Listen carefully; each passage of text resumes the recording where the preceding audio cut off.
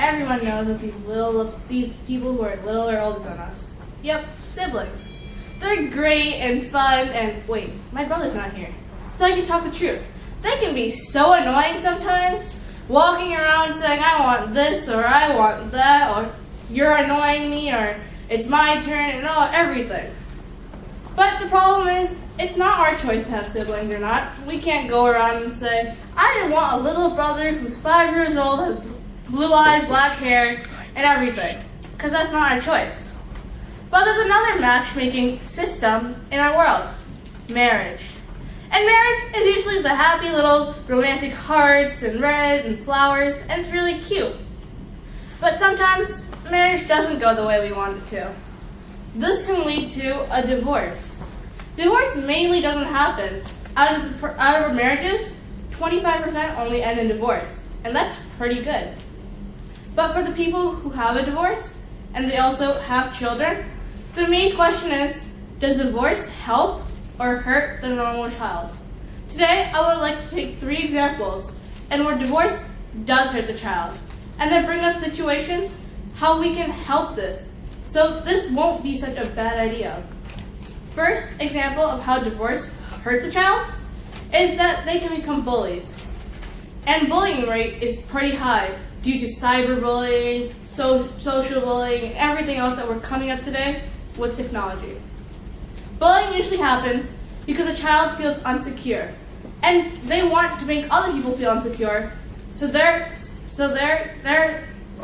self-esteem can go up.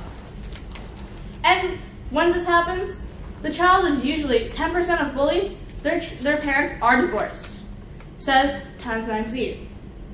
So what's the problem? That this will go on. So if we don't help the people who are starting it, then how do we expect to cancel it with all the bullying programs, with all the non-bullying programs, and the non-bullying programs to help every child?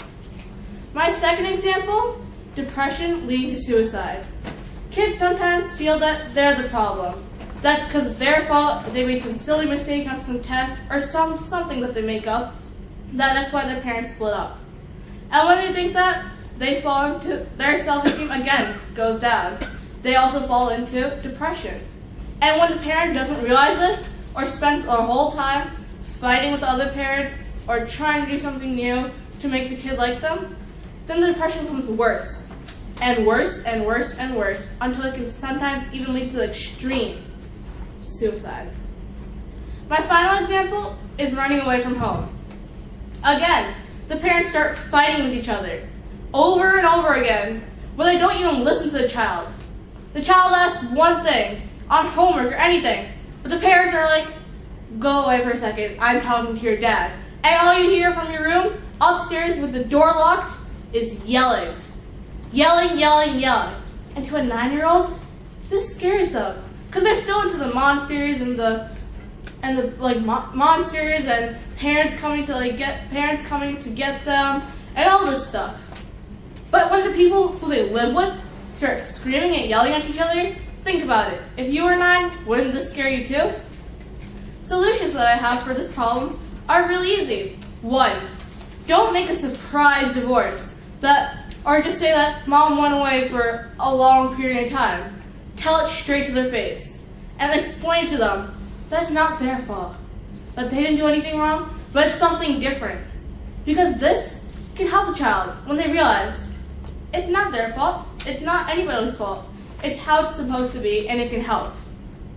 Second, talk to a guidance counselor. Talk to people who know how this works. And try to sit down and make life fun. Tell them that divorce isn't the end of the world. Finally, please, don't just spend your whole time yelling at the other parent saying, I'm number one, or I'm the best one.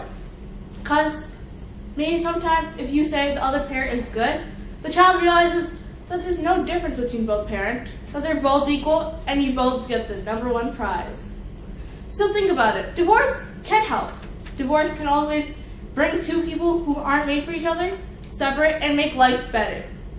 But sometimes when you don't see the people around you and see how hurt they're getting, and if you don't recognize that, that can hurt the most.